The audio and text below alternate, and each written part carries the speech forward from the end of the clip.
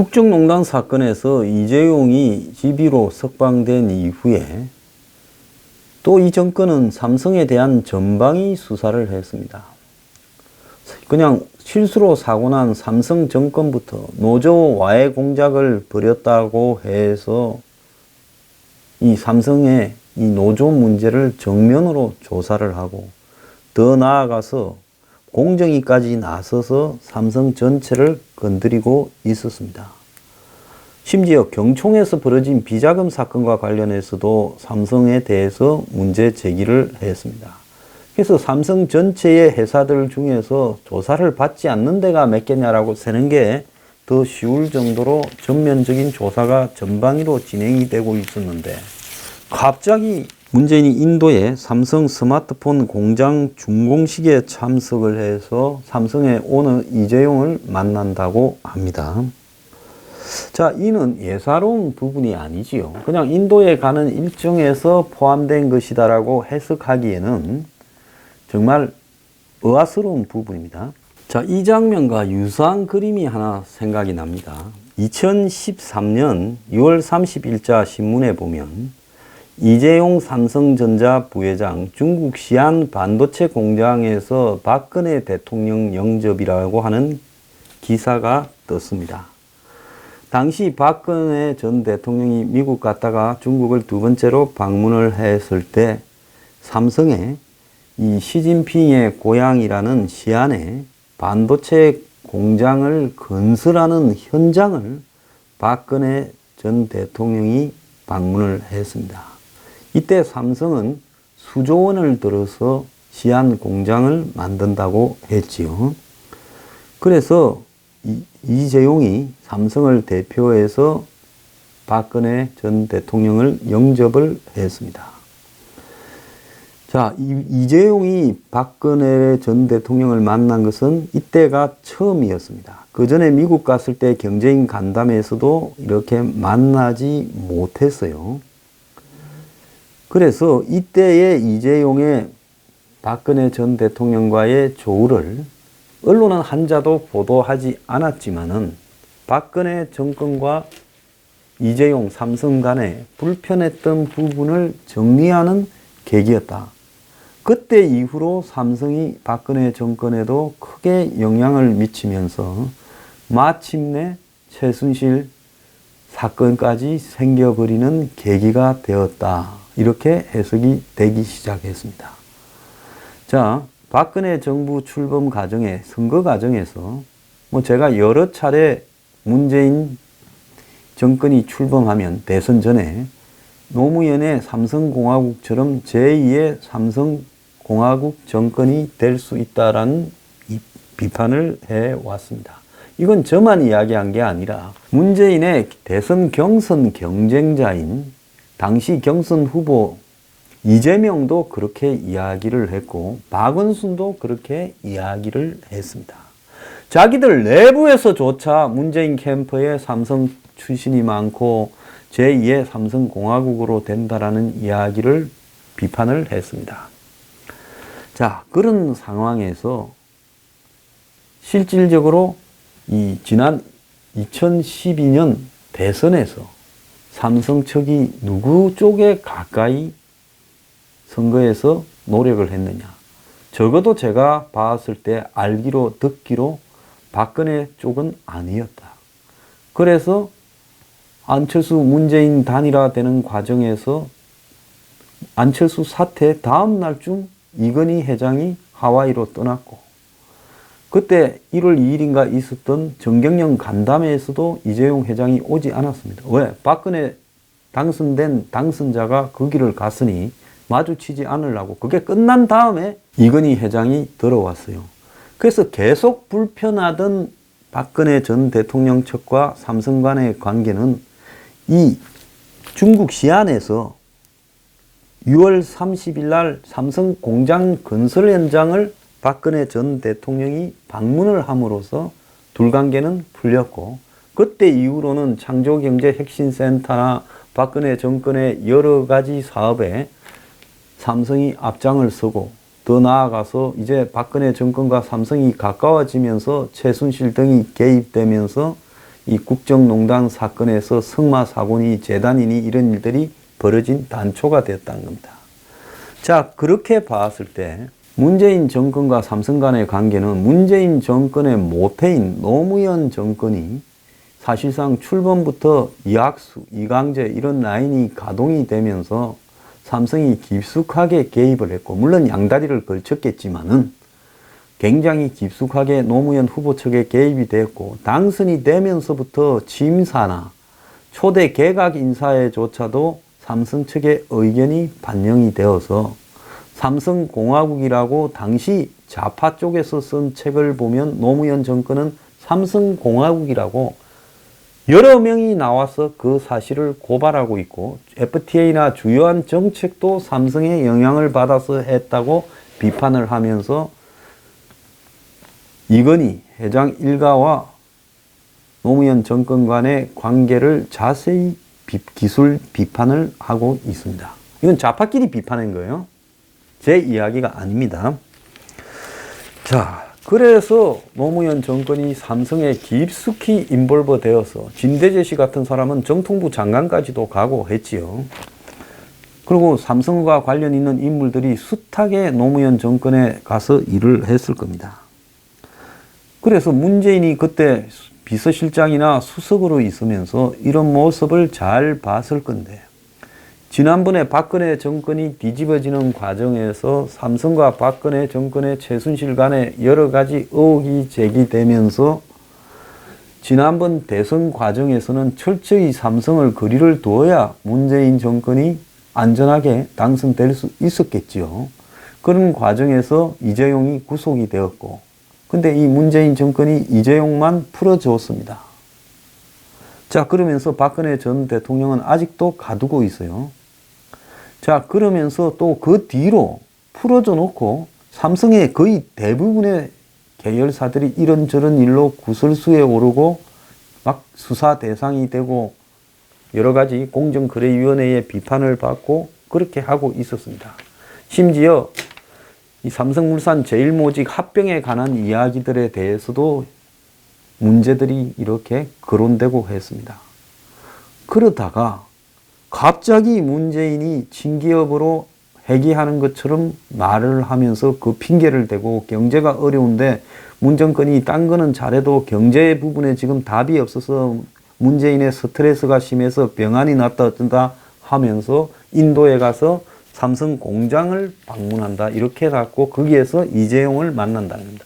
그거는 정확하게 5년 전에 중국 시안 삼성 공장 건설에 박근혜가 방문함으로써 박근혜 정권과 삼성 간의 허니문이 시작됐듯이 문재인 정권과 삼성 간에는 이제 문재인의 공장 방문으로 인도 공장 방문으로 사실상 다시 허니문이 시작되고 지금 거론되고 있는 여러 문제들은 둘 사이에 무슨 내용이 오갔는지는 저로서는 아직은 알 방법이 없습니다만은 적어도 삼성과 관련해서 벌어지고 있는 계열사들의 각종 이런 수사나 이런 부분들은 이제는 조용해질 것이다 이런 생각이 듭니다.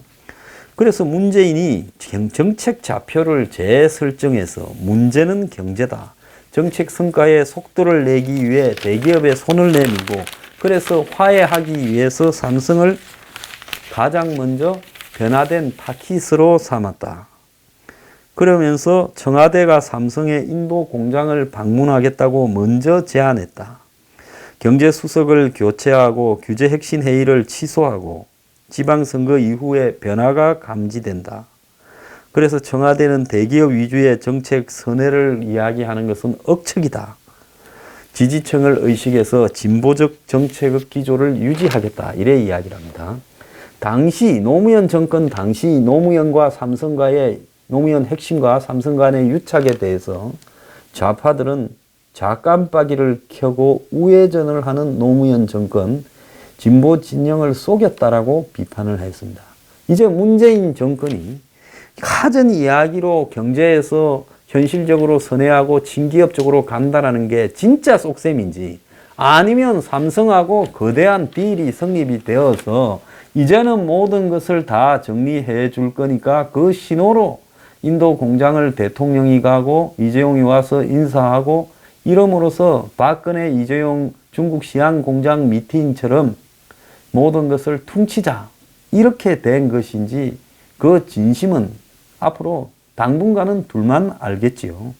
그런데 문재인 정권이 무슨 경제를 걱정해서 우회전을 한다면 장하성이부터 드러내고 지금 경제정책 기조를 바꿔야 된다 이야기를 하겠지요. 그런데 지지층이 좌파이기 때문에 기본적으로 핵심 지지층의 이해를 배신하지 않겠다. 과거 노무현 정권은 핵심 지지층한테도 불신을 받아서 무너졌다. 이런 부분은 또 분명히 알고 있을 거기 때문에 삼성하고의 화해지 전체적인 문재인 정권의 경제정책이 좌선에서 우선회로 바뀌었다라는 것은 아니다라는 겁니다. 그래서 제가 지금 생각이 드는 부분은 이 정권도 역시 지난 정권들처럼 그리 잘난 척하고 다른 척 하더니만 참 그들처럼 똑같이 되어가는구나 라는 생각이 들었습니다. 자, 그래서 저거들 지지층을 향해서는 노무현 정권 때처럼 큰 소리를 치고 재벌들, 대기업들의 폐해를 이번에는 뿌리를 뽑겠다.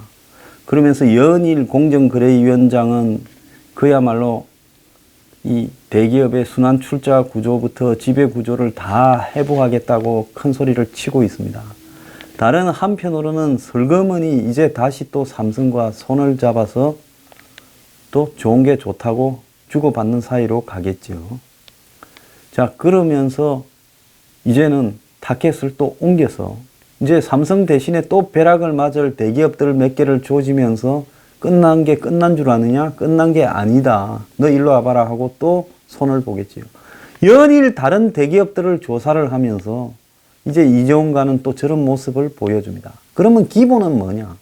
삼성만은 특수하기 때문에 삼성하고는 주고받을 게 많아서 잘 정리하고 다른 만만한 대기업들은 조지면서 겉으로는 한쪽이 봤을 때는 친기업처럼 보이게 하고 삼성이 반장이니까 또 다른 대기업들은 두들기면서 자기 지지층한테는 우리가 대기업의 지배 구조를 이렇게 혼을 내고 있다. 지금 뭐 한진이 혼나다가 이제는 아시아나까지 불려왔지요. 한진이 혼날 때 아시아나가 신이 났는데 칼이 이제 너네들도 한번 당해봐라 하고 뭐 둘이 같이 조지고 있습니다. 그래서 제가 항상 이야기하는 이 부분은 오나들이 잘못한 탈법이 있을 때는 탈법만큼만 처벌하지 그 오나들의 지배 구조까지도 더 넘어서 법적으로 처벌해라, 법적으로 장악하라는 것이 없습니다. 조양호가 밉다고 진에어를 등기 이사의 무슨 잘못 때문에 회사 등록을 취소한다. 지금까지 그런 사례가 있었어요? 그럼 등기 이사를 바로 잡아라고 하고 벌금이나 과태료나 행정처분이나 처벌을 하면 되죠, 법적인. 그러지 않습니까? 자, 그래서 이 정권요, 실리는 다 챙기고 싶고 또 지지층을 향해서 재벌 손보는다는 이야기는 하고 싶다. 그래서 정말로 이중 행보를 한쪽 다리는 열심히 뛰고 한쪽 다리는 쉬어가고 이러면서 지금 가고 있습니다. 이제 이러다가 아무리 기술이 뛰어나서 지지층한테는 재벌 조진다. 또 자기들끼리는 최고 재벌과 친하게 지낸다. 이렇게 쇼를 해도요. 그거 오래 못 가고 다 들통나게 돼 있습니다. 돈 많은 사람하고 친하면 뭡니까? 뭐 생깁니까? 돈 생기지요. 노무현 정권도 그래서 친했고 박근혜 정권도 그래서 친한 거 아닙니까? 저는 좀 이해가 안 갔어요. 선거 때 그리 예를 들어서 싫어하는 것처럼 이렇게 보였는데 그런데 선거 끝나고 곧바로 중국 갈 때 삼성에 이렇게 불러서 손을 잡듯이다. 저 위험할 건데 그래서 제가 나중에 이 정권이 문제가 되면 삼성 때문에 문제가 될 거라고 제 주변 사람들한테 다 이야기했어요. 그 정확하게 그리 됐어요. 자, 문 정권 잘 하고 있어요. 손을 잡고 아주 친하게 지내고 제2의 삼성공화국을 활짝 열어 제꼈으면 좋겠습니다. 홍영표 민주당 원내대표가 소신 발언을 하고 있다. 이 사람도 아마 노동운동을 했을 건데 그런데 노동계에 거침없는 이야기를 하고 있다고 합니다. 최저임금 계산 방법에 있어서 정기적 상여금과 수당 등도 포함해달라는 재계의 요구를 수용했고, 이를 항의하러 온 민노총의 간부와는 설전을 벌이면서 불합리한 것은 고쳐야지 그냥 갈 수 없다. 민노총이 너무 고집불통이고 양보할 줄 모른다고 쏘아붙였다 합니다. 민노총은 여기에 반발해 앞으로 모든 노사정 대표자 회의와 경제사회노동위원회 회의를 참석하지 않겠다고 하고, 6.13 지방선거에서는 홍영표 유세 현장을 따라다니면서 여당 후보 낙선운동을 벌였다고 합니다. 자, 그런데 홍영표는 영세업자가 지불 능력도 없는데 최저임금만 올리면 어떡하냐라고 이야기를 하면서 노동계 출신이지만 노동계의 쓴소리를 해야 되겠다. 이건 잘하는 일입니다. 여당이라도 옳은 소리를 하는 사람에 대해서는 잘한다고 해야지요. 무조건 이재용을 문재인이 만난다, 친기업으로 갔다, 이 정권의 성격이 바뀌었다라는 게 아니라 그런 부분과 대비되는 실제로 정책에 있어서 자신들이 잘못하는 것을 잘못하고 있다라고 인정하는 이런 부분들을 통해서 실질적으로 문재인 정권이 정책을 바꾼다면 바꿔지는 겁니다. 그런데 홍영표 원내대표만 이러고 있지, 지금 민주당 의원 출신의 김영주 노동부 장관은 전혀 바뀌지 않고 있어요. 그래서 이 홍영표 원내대표는 최저임금을 지역별로 업종별로 차별해야 된다. 맞지요. 잘 나가는 분야에서 최저임금은 높이고 약한 분야에서 아주 쇠약하고 취약 분야에서는 최저임금을 낮추어야 되죠. 그걸 일괄적으로 최저임금을 정하는 것 자체에 문제가 있는 겁니다. 그리고 그걸 보완하기 위해서 사회임금을 올리는 포용정책이 필요하다. 이런 부분에 저는 이렇게 공감을 할 수 있어요. 자, 탄력근로 기간 확대도 노사정이 결정해야 된다. 이 자발적으로 해야지 주 52시간을 정해놓고 밀어붙여서는 안 된다는 겁니다. 자, 그래서 지금 여권 내에서 이런 경제정책을 둘러싸고 엄청난 혼란이 벌어지고 있습니다. 사부에서 이야기를 하겠지만은 장하성은 인사나 개입하고 이러고 있다가 실패를 해버렸고, 장하성보다 더 센 사람도 있는 모양이에요. 더 나아가서 김동연은 김동연대로 가고 있고, 새로 임명된 윤 경제수석은 그대로 또 가고 있고, 지금 친기업이니 그 다음에 기업, 대기업 조직이니 이런 것들이 혼란하게 진행이 되고 있어요. 그래서 백가쟁명식으로 따로 국밥으로 지금 여건이 가고 있다는 겁니다. 이건 누구 때문에 그러느냐. 문재인의 정신적 지금 상태가 발라야 이런 정책들이 바르게 갈 수 있는 겁니다. 본인이 지금 경제의 현황들을 다 모아서 이거 도대체 어디로 가야 되느냐고 한 달이나 두 달쯤 난상 토론을 한 다음에 입 딱 다물고요. 그 다음에 결론이 났다. 이쪽으로 가야 된다. 우리가 정책이 잘못된 것은 잘못됐다.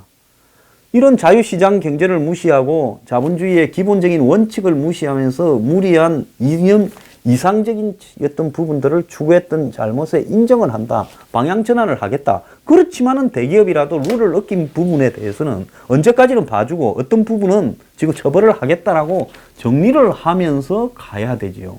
그런데 지금 경총이나 산하기관까지도 장악을 하려고 경영자 총연합회에 꼬봉을 보내가지고 그걸 장악하겠다 반항하니까 비자금 나오고, 그것도 삼성이 또 관련돼 있어요. 정경련이나 경총이나 관계 안 된 데가 어디 있어요. 그러면서 다른 한편으로는 재계의 1등을 불러다가는 또 친하게 지내는 것처럼 쇼를 합니다. 자, 특정 또 재벌한테는 아주 친합니다. 비서실장이 나서서 그 사람이 하는 사업과 관련 있는 부분을 직접 만납니다. 아부다비 국영석유공사 사장을 만나요. 행정청장도 만나고요.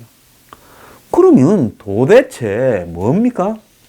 옛날 정권들이 정경 유착을 하고 받아 챙기는 부분은 하고 싶고, 또 지지층을 향해서 쇼를 하거나 우리는 좌파 경제를 지향한다. 이 부분은 또 재벌 조지는 모습은 패서 포퓰리즘적으로 보여주고 싶고, 또 원내대표는 최저임금이 잘못된 거라 그러고, 당의 의원 출신 어원이죠, 현재. 노동부 장관은 또 최저임금이나 주 52시간의 시각이 다르고 전부 따로따로예요. 이렇게 복잡하게 문어다리처럼 이쪽 다리는 움직이고 저쪽 다리는 서 있고 저쪽 다리는 뒤로 가고 이걸 수습할 수 있는 거는 문어의 몸통, 머리, 문재인만이 할 수 있는 거예요. 근데 문재인이 이걸 할 수 있는 양심이 있냐? 양심 없다고 봅니다. 그렇기 때문에 이게 수습이 안 되는 거예요. 그래서 줄 잘 쓴 놈은 정권에 총애받으면서 더 잘 되고 줄 못 쓴 놈은 대표적으로 재벌 계획이라고 주어 터지고 한쪽으로는 최저임금이니 주 52시간 그대로 밀어붙이고 한쪽에서는 아니라고 하면서 갈 짓자로 갈 거예요. 제가 원하는 바니까 계속 그렇게 하길 바랍니다. 이제 본색을 드러내고 있어요. 인도 해동 본색이 드러났습니다.